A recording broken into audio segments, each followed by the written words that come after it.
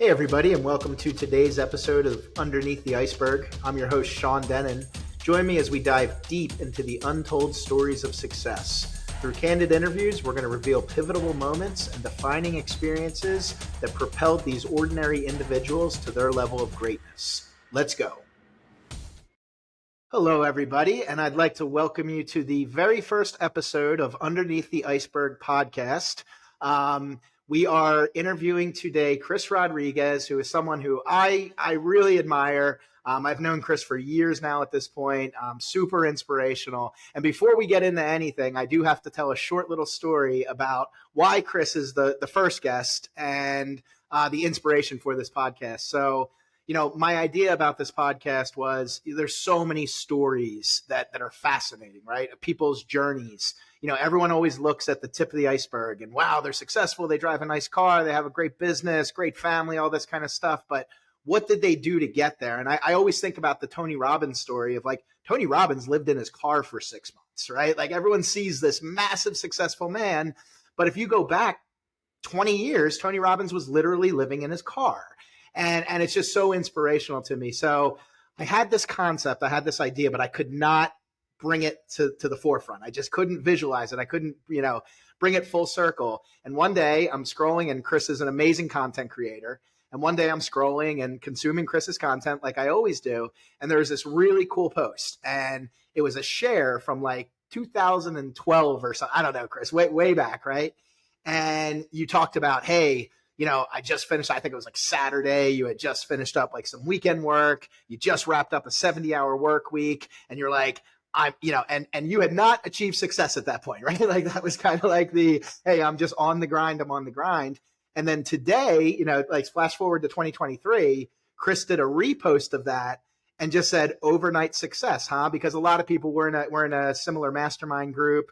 A lot of people really admire Cris in the group, and they're like, wow, like you made it happen so fast and you did this. But so anyway, long story short, when I saw that post, it clicked. And I told Cris that night, I actually had a dream and visioned this title and everything. Like it just all came together. So Cris, thank you so much for that, right? This podcast is part in existence because of you. So Cris, let's start out with, tell me a little bit about the above the iceberg here. So where are you today? Tell me about your businesses and what you're doing. Thanks so much, Sean. Honored to be here. Honored to be the very first guest as well. So thank you. My name's Cris Roudigrez. Full name is Cristina Roudigrez, but only my mother calls me that, and it's when she's upset with me.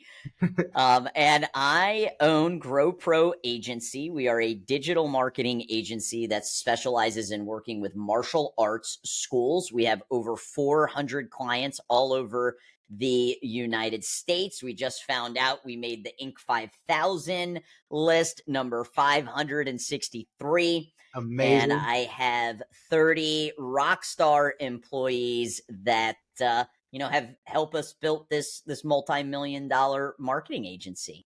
I also own a martial arts school. That's why we chose the martial arts niche.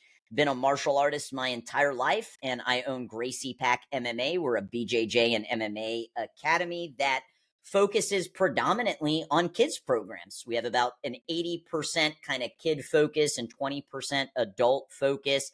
And I've owned that for 11 years. So that post that I shared, and that's, I kind of, it's bittersweet with the Facebook memories sometimes. And when I screenshot that and shared it, it was at the, just kind of the beginning of my journey of owning a martial arts school. So that's where we're at now. Very cool. And a black belt as well, right, Cris? Yeah, I got a 3rd degree black belt in Taekwondo and a 1st degree black belt in Brazilian Jiu-Jitsu. BJJ is very, very different than traditional martial arts, programs. It's so funny when you have a conversation with somebody and they're like, oh, you do martial arts? I'm like, yeah, I'm a BJJ black belt. And they're like, oh, my 7-year-old grandson is also a black belt. You're like, that's great. Great job. That legit happened to me in the gym this morning. I was pulling a sled, and I'm like, oh, she's such a sweet woman. But I'm like, some gym etiquette right after I was done pulling a sled, which is like the hardest type of like cardio you could be doing. I'm like bent over and I can't breathe. And she wants to talk to me about her grandson who, has his black belt in martial arts. So. That's awesome. I love that too. Obviously my kids are very involved in martial arts, and I have some martial arts background myself. And it is funny, like when you hear that, right? Or it's like the other arts, right? So it's like, well, Yeah. I'm 30 years trained in this one. And you're like, okay, well, grab my arm, right? Yeah. Like from a Brazilian Jiu-Jitsu standpoint. So yeah. And I'm not knocking on the other styles. I mean, I started in Taekwondo, but it's no, just, it's a 100%. completely different world when you hit the ground. Yeah. All different. Well, that's awesome. Well, Cris, so the format that we like to follow here is, it's we're going to tell the story. So start us out early, bring us back, tell us a little bit about your childhood growing up, what helped, what events, things helped potentially shape you to push you into that direction. And then, we'll pick it up from there, but let's start from the beginning. Yeah, for sure. So I was born in New Jersey. And I actually ended up moving down to Florida when I was about 4 years old. My parents got a divorce, and my mom moved us down here because after the divorce, she started dating, and she ultimately met my stepdad, who lived in Tampa, Florida. So we ended up moving down here, and that's really home to me.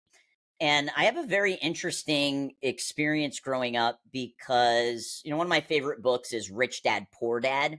I didn't have a rich dad, poor dad. I had a white collar family and a blue collar family. So my biological father worked for PSE&G his entire life, from the day he graduated high school all the way to retirement, which is an electric company. He worked on the plant, completely blue collar. And my mother and my stepfather always worked in the pharmaceutical world. So they, worked their way up the corporate ladder. And because of that, you had two families with very different mindsets about work.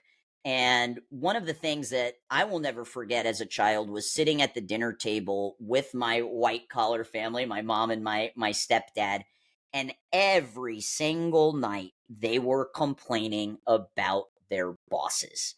And I would just sit there and I'm just thinking, like, what? Why do you work there? If it's that bad, if the boss is that bad, why do you work there? And then I'm just thinking, like, well, okay, they make good money.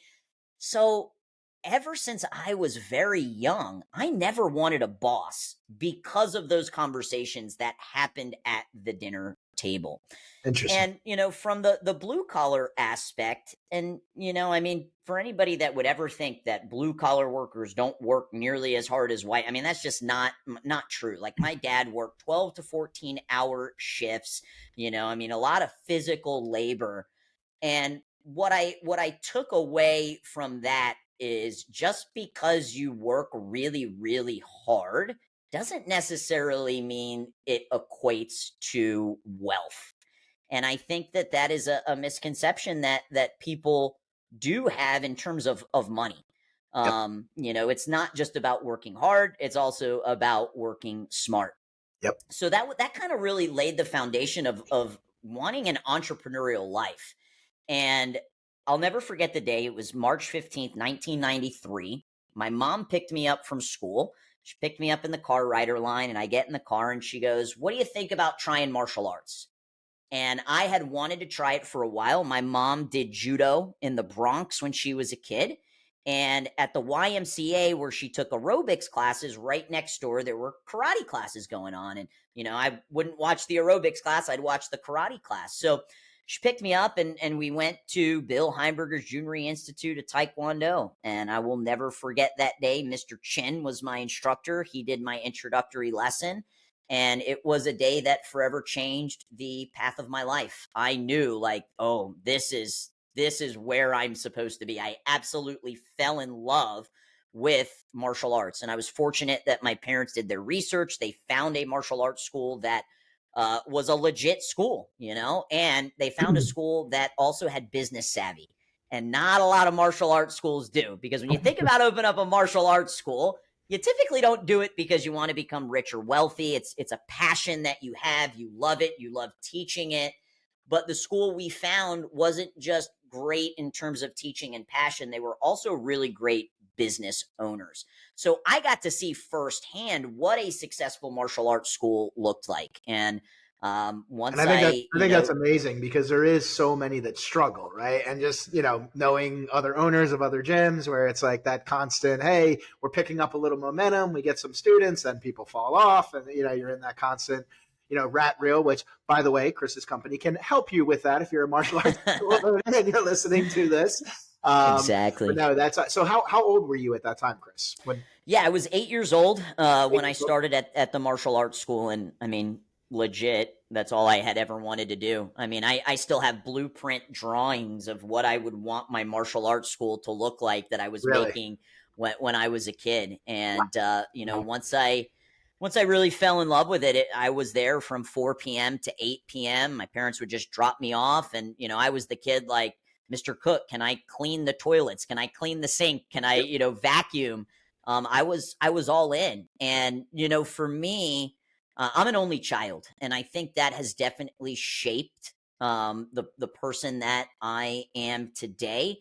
And martial arts, it's not necessarily a team sport when you really think about it. I mean, you absolutely need other people to get better, right? Like, you can't really just grapple with a grappling dummy. You can't really just hit the bag to really get good at martial arts. You do need team members to help you, build your skills. But at the end of the day, when you go out there and you step out on the competition mat, whether it's wrestling, whether it's an MMA fight and the cage is closing, whether it's a jiu-jitsu tournament, you high five and fist bump, it's just you. Yep. And being an only child, I got very comfortable just being alone, being by myself. And martial arts, allowed me to leverage really focusing on developing my own skills. And because they have the belt rank Yep. aspect of it, you get that extrinsic reward. And I believe that my experience in the martial arts is really where my ambition was born. And I do believe that ambition that I have has helped the iceberg up top, kind of grow. And Absolutely, I because if you think about it, with the martial arts, with the training, the other thing that I always love about martial arts. Okay, so average length to a Brazilian Jiu-Jitsu black belt from the first time you walk in, 10 to 12 years, right? Like Yep. it's like so. It's something that teaches us. We're so used to instant reward. I think, Chris, right? And Mm, again, going back to that post that I just loved, people think that it was an instant because you did have, rapid success in the growth of your agency, right? So like you were able yep. to come in, I think 7-figure agency helped with that, obviously, right? And just, so you were able to really dial things in and have that scale. But without the foundation of from 8 years old of the martial arts training, of the learning the patience, I saw this one quote by this one mentor of mine, and he posted it up, and he's like, so many people, I think it's like 70 to 80% of businesses fail that start, right? And he's like, so many people fail right before they're about to have success. Like you're Yep. right at the edge, you're right there, and you just give up, And I think the martial arts background, the martial arts, the understanding that like, yeah, you're going to train for 2 years and you might end up with like two little stripes on your belt. And that's the most reward you're getting from me right now. That's one Exactly. thing I love about Brazilian Jiu-Jitsu. It's not that, hey, I get a belt every week, and I think for the children, like I love the Brazilian Jiu-Jitsu, the belt system for the kids, because the kids need more of those rewards as they're building, because we're building Sure. them, right? It's who they are, but foundationally, but yeah, no, but I just love that because it teaches that patience. It teaches that, we want it today. We're used to everything instant, right? You can pull out your phone and you can find out anything you need to know in an instant. It wasn't like that way 20 years ago. You went to this thing called a No. library and looked in this thing called an encyclopedia, right? And it was like, so no, I just love that aspect of it. All right, so we're at the martial arts. We decide. So tell me about when you took the leap into I am going to have my own school. Yeah, and I want to say this because I think it's so important for anybody that is considering, having children, or for those of you that are parents. I believe there are two things every parent absolutely needs to put their kid in. Number one is swimming. I mean, we live in Florida. It's the number one cause of death in children under the age of 5. It's a life skill. Swimming is a life skill. and the other one is martial arts. And I think that we are doing our children a disservice not putting them in specific martial arts, because it's not just the self-defense, which every person should know how to defend themselves. There will be a time that something will occur. And even if it's not just to be able to physically defend yourself, having the confidence to be able to walk away so a fight doesn't happen, right? People think, oh, like you guys are violent. You're going to get, no, you actually are okay with walking away from a fight when you have the confidence that you would be able to defend yourself. So, And you prefer to walk away. Right? Exactly.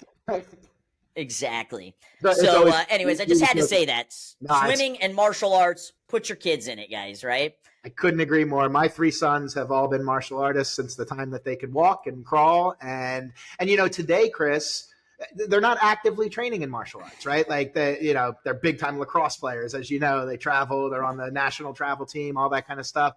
And it's one of these things where it's like, but I see the discipline. I see the 6 days a week. I see my son leaves football practice and goes to Crunch Fitness. Right. And it's just, and then he comes home and he eats his 50 grams of protein and he has his system. Right. And it's like, that came from that base of martial arts. That came from 4 times a week going to Brazilian Jiu-Jitsu class from the time he was 4 years old to the time he was 12 years old. And it really, you know what I mean? Like, you can really see that. So couldn't agree more. Sure. Get your kids in martial arts. Yeah, the discipline, the focus, the confidence. I mean, Joe Rogan said it. So Joe Rogan's, big into Brazilian Jiu-Jitsu. And when he got his black belt, he said that, martial arts is a vehicle for reaching your human potential. And I truly believe that. So, I was a martial artist my entire childhood, all the way through high school. I got a full ride to any state school here in Florida, and I chose to go to the University of South Florida, USF, because it was in Tampa, and I was the head instructor of the Taekwondo school. Nice. And I knew that, this is eventually something that I wanted to do. So I got my degree in education. I thought that that would be a very easy sell to a parent to put their child in my school because, hey, I've got a degree in childhood education. And I stayed in Tampa, and it was a very difficult decision because my parents actually ended up moving to California right after I graduated. So It was kind of like my home was kind of no longer my home, because your home's your family, right? Yep. And they went off to California, and that's really where I started getting very serious into Brazilian Jiu-Jitsu, because I wanted the confidence of knowing how to defend myself if something hit the ground. And in Taekwondo and the striking based arts, it's all on the feet. And a lot of altercations start on the feet, but they hit the ground. Any type of, God forbid, rape situation is going to happen on the ground. And I got really serious into doing Brazilian Jiu-Jitsu. And that was a huge focus throughout college. I ended up working at the BJJ school. I ended up becoming co-owner of the kids program. And then when I got my BJJ black belt, which took about 10 years, just like you said, I opened up my school, Gracie Pack MMA. And that's, it's still here today in Tampa, Florida. And we really grew quickly. We became a $500,000 martial arts school in under 3 years. And in the agency world, $500,000 doesn't sound like a ton. But in the martial arts world, where schools are kind of scraping by doing $5,000 to $10,000 a month, it was quite a feat, especially being female owned, especially having a focus on BJJ with kids. And I was able to grow the school so well because I started studying Facebook ads and Google ads, and the thought of being a PE teacher for the day in the hot Florida sun to try to prospect and get students to the school, the thought of putting rack cards out at the movie theater or little road signs, it's too hot in Florida. It is hot here. So I was like, man, what could I do in my air-conditioned office? And I fell in love with internet marketing. This thought that I could open up my computer and with a few keystrokes of the keyboard, literally have prospecting on tap. And that's how we were able to grow so quickly, on top of having a great service, right? I mean, I think that's incredibly important. You got to have a great service prior to turning that marketing on, because if you don't have a great service and you turn the marketing on, you could actually end up going bankrupt. Yep. So that's really where the kind of digital marketing game came into my life. I had a buddy who did an ebook, and he showed me his email one day, and he was using Stripe, and he just had like email after email after email of selling this ebook. And he's like, look at the times. And it was like 11 p.m., midnight, 1 a.m., 2 a.m. And I'm like, he's making money while he sleeps. Like, if I want to make money in my martial arts school, I've got to drive to the martial arts school, show up, run the credit card, like Line up. that just, right? That unlocked this whole other level for me, seeing that you could literally make money in your sleep. And that's where my internet marketing career kind of really took over. So I love the tie-in here, because early on you talked about, which I love, the white collar family, blue collar family analogy, right? And it's like the hard work and grind aspect, right, that you put into owning a martial arts school. That's hard work and grind. But then there's the let's work smarter to make more money, right? So like, and I think that's so important, because like you said, you could have been at your martial arts school 14 hours a day, you could run tons of clients, but there's going to be a cap to that. There's always going to be a cap to that. And I'm a big believer in that too, where it's like you grind as hard as you have to grind, but you have to find the shortcuts, and you have to find the other methods, and you have to find the other ways. Question: did you have a partner when you launched your martial arts school, or did you 100% launch? Did you get funding? Did you what was your method to getting started? Yeah. Being an only child, I believe partners are for dancing. Look, partnerships can be a really, really beautiful thing. And I've through Seven Figure, I've seen some partnerships work really well in the martial arts industry, but I see more of them fail. And I am a high D on the DISC assessment, and I honestly just don't really play well with others. There's no other only child. I'm a high D. And I think that's important, is to know how to play into your strengths. So I didn't have a partner. What I did have, though, was understanding that your network equals your net worth. So I was doing private lessons, and there happened to be this person that found me online that knew that I had specialized with working with children, and they were coming from Singapore over to Tampa for the summer. And he wanted his daughter to continue training in BJJ while they were visiting. So I ended up forming a very, very close relationship with them. And every summer and every winter, they would come to Tampa because they had family in here. And I would do private lessons with the daughter. And the father, his name was Paul. He goes, why are you still working for this other guy? Why don't you open up your own school? And I was still in college at the time, and I had really wanted to get my black belt prior to opening. It's not a prerequisite, but it was just kind of like a mental thing. Yep. And I was like, well, I don't have the money. And he's like, okay, well, how much do you need? And I was like, well, this is back in 2012. I think $10,000 I'd be able to open up, pretty confident.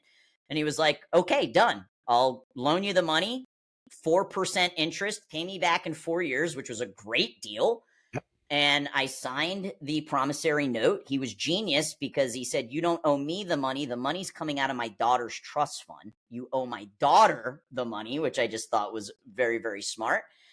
And then the next day, $40,000 was deposited into my bank account. I only asked for 10. He gave me 40. And, I paid it back in under 4 years. But that lesson, really proved to me, not only is your network your net worth, but one of my favorite Zig Ziglar quotes is, you can have everything in this life that you want as long as you help others get what you want. Love it. And I did that for his daughter, right? I mean, I showed up every day. We're doing private lessons. He flew me all over the country because she wanted to compete. So he would fly me out to coach her, at like Nagas and Grapplers Quest. Yep. And it's a relationship that forever, changed the course of my life. And I'm very, very grateful, for that. So I didn't have a partner. I got technically I got a business loan.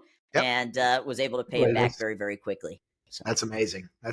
And you know what? It is, I think people limit themselves because they don't think about things like that, right? Like they just think of like, well, I'm just graduating college. I have no assets. I can't get a business loan.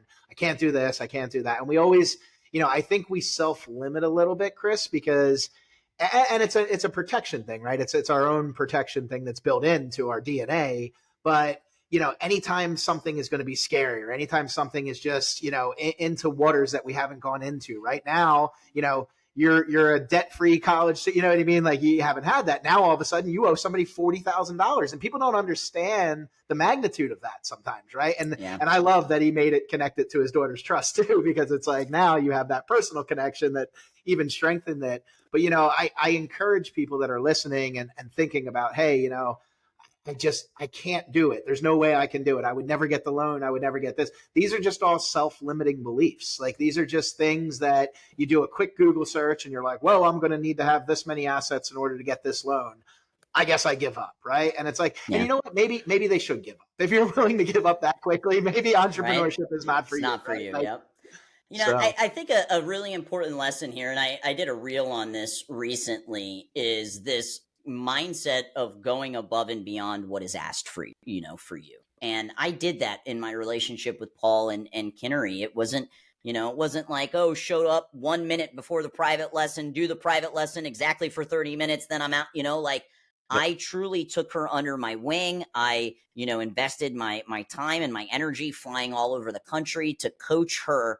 And I think so many people have this mindset of just doing enough or just doing what they get paid for. And going above and beyond has never backfired in my life. And it's only continued to attract more people to me because of having that, that mindset. And because I know you, Cris, and I can confidently say this, got back to the Zig Ziglar quote, there's a connection to that girl that was beyond the private lesson money, right? You needed the private lesson money. Money's a tool. Yep. It's going to help you pay your rent, your car, like that kind of stuff, right? So I never like to say, because I'm not a big money guy. I don't focus on money. I focus on, what does the money deliver? What's the outcome? What's the next thing?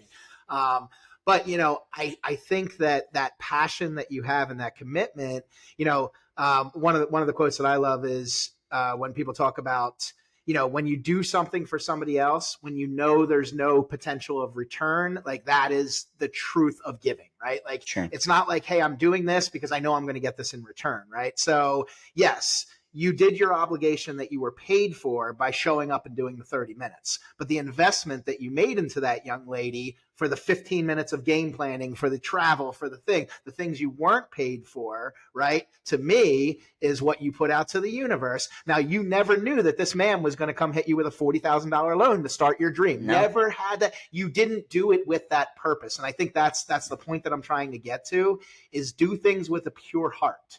Do them to genuinely help somebody, and there's so much more power in that, right? Like I just think that it's huge, and that's a huge point, because knowing you, Cris, knowing how you give back to the seven-figure agency community. I mean, listen, Cris is somebody that's like, everybody knows Cris is amazing at Facebook. Cris just described that she owns a multi-million-dollar business in marketing, one of the busiest martial arts school in the state of Florida, all this stuff.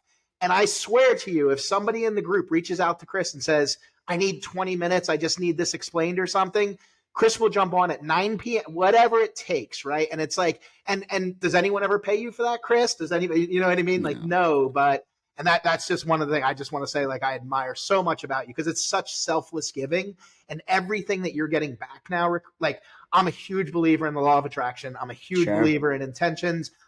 Think, Grow Rich is my favorite book. I've read it 7 times. So, and it's a difficult read, right? Like, but I've read it. It's a little dry. It's a little dry, but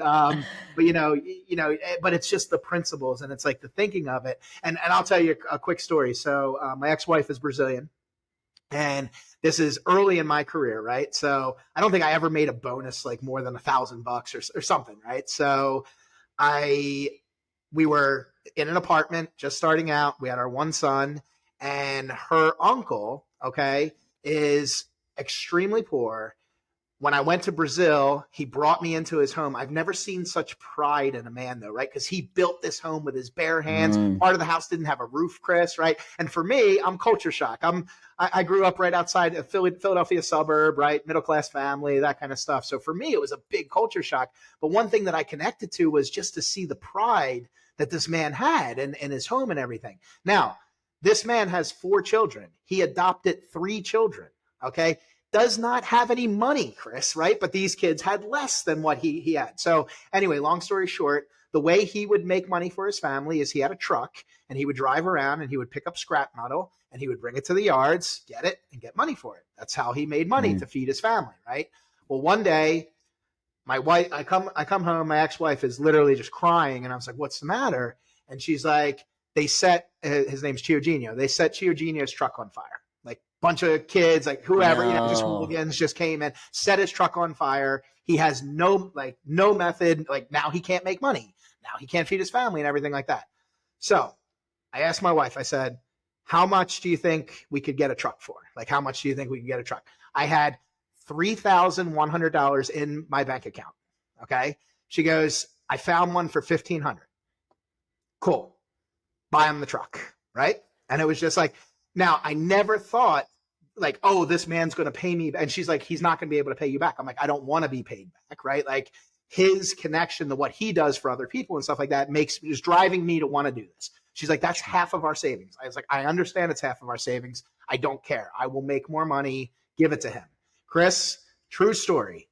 3 days later, okay, closed the biggest deal I've ever closed for the company I was working for. And I received a $16,000 bonus check. Wow. 3 days later. So good. 3 days so later. Good. So for me, it's like people like it's funny because like people give me pushback on that stuff. They're like, oh, that's the mystical stuff. And it says, and it's like, yeah, it's mystical until it works. And for my entire life, it's worked. Right. So I'm like, so no, it's awesome. I love that. Thank you for sharing that. That's so powerful. That's so good. Okay. So we're going to move into the part of the episode, which is my favorite part. And I love having you as the first one because everyone talks about whys, right? And that's a big thing. It's a big thing people talk about in business. And if you don't think about your why or your purpose or your mission or all that kind of stuff, you're missing out on a lot of your potential. I can tell you that because for me, it's what drives me and everything like that. But I always tell people there's surface level whys. Chris, you're a mom, adorable, Cruz, love that little guy. Awesome, right? And it's like, so a surface level why is Cruz, right? It's my son. It's I want to do this for my son. But I believe the whys go so much deeper than that. And I believe that the whys come from what you learned in childhood, things you're trying to avoid, things you want to avoid for other people because of experiences happen to you. I shared before, and I share publicly, like one of my whys, one of my drives, like I really like to motivate people. I like to empower people. I like to, make them feel like their best self. And, I've done things like 75 hard and, I challenge myself to try to be an inspiration for other people and things like that, but part of that is like, well, I want to help people and I have a mission to this. And it's like when I did my dig deep, and I went to a retreat in an Amazon jungle one time to go really, really deep to really understand myself. And, one of the things that I realized was it was the bullying. Like I grew up being bullied my whole entire life. And it was something that I struggled with, but it's like, but I also look at it and it's like, I look at that today and like, when I left the Amazon, I actually found out how to be grateful for that experience, right? Because who I am today, I wouldn't be who I am today without going through those experiences. So while they sucked in the moment, like I look now and I'm like, that's part of my why. Part of my why is I want people to experience the feeling that I feel every day. Chris, I love myself, like, right? It's not a bad thing. I'm proud of myself. I look at myself in the mirror. I high five myself in the mirror sometimes. Like, you know what I mean? Like, I'm proud of that, man. And I feel I'm a great father. I feel this and everything. But that comes from that, right? It comes from that self that I built, if you will, because of those experiences and everything. So to me, and it was funny. I had one time I had someone reach out and actually like apologize to me. And they're like, dude, like I follow your content. Like you're the man, and it's like, I am so sorry for being such a shithead when we were young. And I'm like, bro, it's all good, man. Like your kids are beautiful. You know what I mean? So it's like, just to see all that stuff. So for me, that's where I discovered my life. That's where I discovered my purpose. But I want to get into yours, because yours is just like this it's like every time you level up, you're ready to level up again. And it's like, the sky's the limit. It's a cliche thing, but for you, it's like, I just see it. It's like, all of a sudden I'm like, wow, she did this. And then I'm like, all right, time for cruise control. And then next thing you know, here comes elite CEO group that I'm helping women empower. I'm just like, Chris, what are you doing? So let's get into it. Let's talk about the why. Yeah, for sure. So I want to take us back to kind of where we left off with the martial arts school. And I had realized with the martial arts school that, you got about a 5-mile radius to really make an impact. Like, we're in a very saturated market. There are outliers of people that'll travel 60 minutes to come to the martial arts school, but most people in their day-to-day, they want to keep it convenient. And over 25 years of teaching martial arts, literally you can say there have been tens of thousands of children's lives that I have positively impacted. I love this time of the year. Like, last week was back to school week, and I'm friends on Facebook with all of the parents that have ever been, training at my school, and seeing kids that maybe had only trained for 2 to 3 years, 10 years ago, and seeing them in on their first day. And I realized my ripple effect could only get so far with a brick and mortar business. I'm only going to be able to really impact the people within a 5-mile radius of me. And it was great. I think that being a martial artist my whole life, I didn't find martial arts later in life like a lot of BJJ school owners. I mean, it was a huge part of my life. I never took a break from martial arts. I was looking for something to excite me again. And it wasn't, I didn't look at it like shiny object syndrome, because I had waited until I had established the business. The business was about 8 years old before I started looking in other ways. But I love teaching, any form of teaching. I got my degree in teaching. I've been teaching martial arts since, literally when you're a brown belt, you have to start assisting classes in order to get your black belt. So, like, by the time I was 10, I was assisting and teaching. And I also had met my wife during this time, and I wanted to be able to provide a better life than I had. And I had a really, really good life. Like, I knew I didn't want to have children until I was in a place to provide them a better life than I had. And I'm not just talking like materialistically about the house that we, grew up in, but I was emotionally secure enough to be able to give back how well my parents gave back to me. Yep. And because I had fell in love with internet marketing and learned these new skill sets, and I'm like #skill collector. Skills are something that nobody can ever take away from you. So when somebody, a business owner asks, what do I invest in? You need to invest in yourself first. That's where it starts. And with these new skills, I was able to start helping other martial arts schools use digital marketing to grow their school. And it was like this light bulb effect, like, whoa, if I can help them get more kids to their school, my ripple effect just widened. Yep.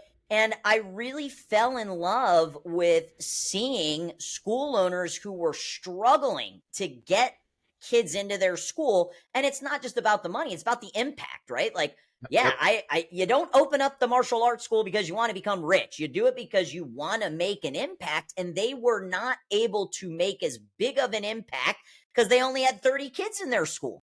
Yep. And I really fell in love with seeing that ripple effect widen. So I started teaching school owners in an 8-week marketing mastermind. We spent 4 weeks on Facebook, 2 weeks on Google, 2 weeks on Instagram.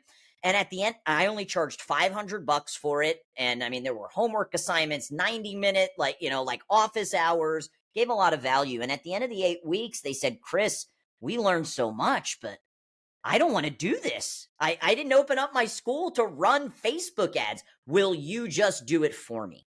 And that's where Grow Pro was born. And I decided to say yes because I saw that ripple effect with these people that I was doing the 8-week courses with, and imagine how much bigger that could get.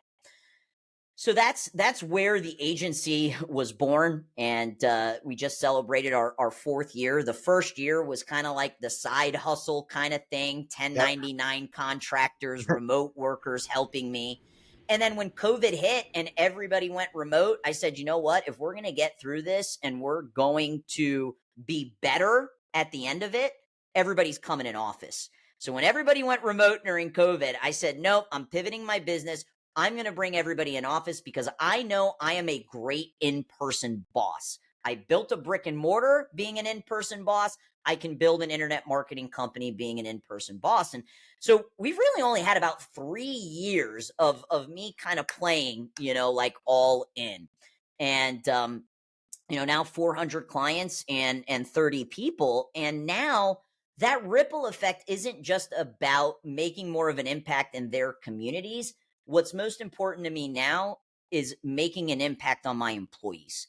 Last week, our onboarding manager, Mike, he just closed on his house.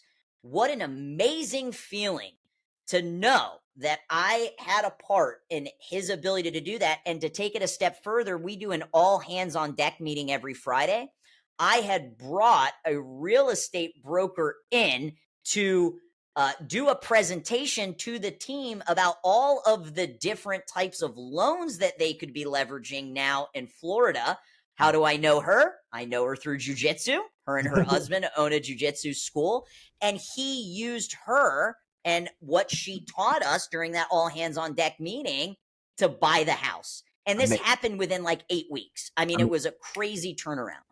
So that is one of the big parts of my why now is I need to build, and Ed Milet said this, you got to build a dream big enough that everybody else's dreams can fit inside of that. And that's what I am on a mission to, is to build something so big that every person that is close to me, that every person that is under the umbrella of, Cris Roudigrez, that their dreams can become a reality as well. So that's one part of it, right? The next thing I want to share is I did this exercise. It's called 7 Levels Deep.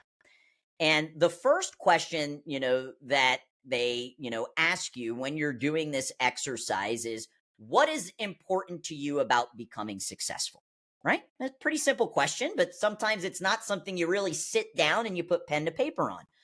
So the first level, what is important to you about being successful? Well, my first answer, which is a superficial answer, was to gain financial freedom.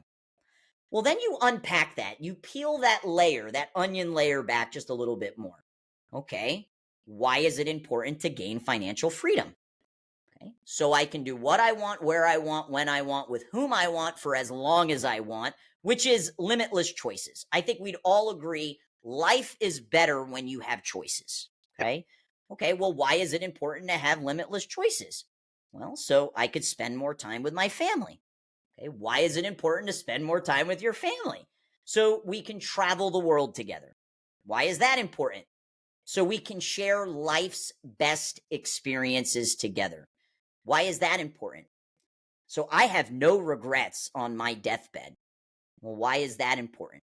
So while I will have lived my best life with limitless choices with the people that I love the most. And it's a very powerful exercise because, like you said, oftentimes when you ask somebody what is their why, you get that first initial superficial answer, right? Okay, well, let's peel that back a little bit more. And you peel it back 7 times. So my why, and so that I will have lived my best life with limitless choices with the people that I love. And what that looks like, and again, another Ed Milet kind of saying here is, when we die, if we meet the person we could have become, you want to make sure that there aren't any stark differences. Yep. And when I die and I meet the person, the potential that Cris Roudigrez had, I got to make sure that that is the same woman that's staring back at me. Yep. You get that big high five, right? It's like, there you are. You did it. That's amazing. Good, right? Cris, so just for all the listeners, because I think this is super important, I want everyone to walk away with something tangible. So that exercise that Cris just did, I've done that myself too. So Cris, just to confirm on that. So start with your top level why, right? And then whatever that is, question what that is. Okay, so why do you want financial freedom? Well, because I want this. Well, why do you want this? Go 7 questions deep with that. And that's where you start to really uncover the base, the truth level. So I encourage everybody to try that exercise. Like I've encouraged people before, if you really want to go deep, try that exercise in front of a mirror. Okay. I'm a big mirror guy, Chris. So I tell people like mirror work is like bag work for me, right? It's just, I go in front of the mirror, I practice something, I say something. If I come up with a new tagline, I look myself in the eye and I say the tagline. And if I look myself and say, you're full of shit, guess what? The tagline's full of shit, right? It's not or I have to keep refining it and practicing it and doing it. So I do that in my coaching. I think one of the most difficult things and challenging things is sometimes you see people that are just like, they have a business and sometimes a 7-figure business. And I ask them, like, well, what do you do? Well, we do like some marketing and we kind of, and it's like, you don't even have like a quick 20-second, like what you do, right? Like, come on, like we all know we need an elevator pitch, right? So anyway, I always challenge people to do that. And I'm like, listen, go in front of the mirror, look yourself in the mirror, eye to eye, like really get inside your own eyes and say that and say it 100 times. And when you believe it and you can say it with so much enthusiasm and power and everything like that, watch the difference when you're doing sales, when you're doing cold outreach, when you believe. One of the things I did on the Win the Week, Chris, is I run the Win the Week sessions, the Monday sessions in the 7-figure agency. I asked everybody, I said, how many people truly believe in their product and solution? There was a good amount of people that were like, yes. And then there was a couple people that were like, no, I don't really know. I just added this on and da. So I started unpacking with them. I'm like, listen, then get rid of that. Like, you believe in the Facebook ad structure, you then do that and go all in on that and do 100% on that. Because the minute that you're bringing your self-doubt and your limiting beliefs into a sales conversation, forget it, right? Like, you need to fully believe. So that's actually one of the things I have some people doing is like cutting some stuff out of their programs right now. And I use you as an example. I'm like, hey, Chris built what she did doing Facebook ads, y'all. So no websites, nothing, just Facebook ads. Just Facebook ads. So, well, Chris, this was an awesome time. I always like getting to know you even more. Thank you so much. So real quick, how old's Cruz? Cruz is 3.5. 3.5. Awesome. So swim lessons. I've seen that, right? He's swimming like a little fish right now. And music. We haven't done martial arts just yet. He would not. We do a one-on-one introductory lesson just to make sure that the kids are ready for the group class. And we do have a 3- and 4-year-old program. He has not passed the introductory lesson, but my kind of mindset with it, because I was a little bummed. I'm like, the day you turn 3, you're going to martial. He's going to be a martial artist for the rest of his life. So. I want to make sure he doesn't burn out. But yeah, he does swim lessons, he does soccer at school, and he also does music lessons, which you might as well just light $180 on fire every month, because he's just hitting every random drum and banging on the piano. But I am a musician. I played the piano growing up, and music is I think can really help with the creative side of the brain. So that's what he's doing right now. Well, I have seen that Cruz smile. So as long as he's banging those drums with that Cruz smile, I'm sure it's money well spent. So exactly. Awesome. Well, Chris, thank you so much. I'll let you get back to it, and hope everybody enjoyed this. And Cris Roudigrez, thank you for being our first guest, and thank you for inspiring this podcast. Honored. Thanks, guys. Peace. All right, take care.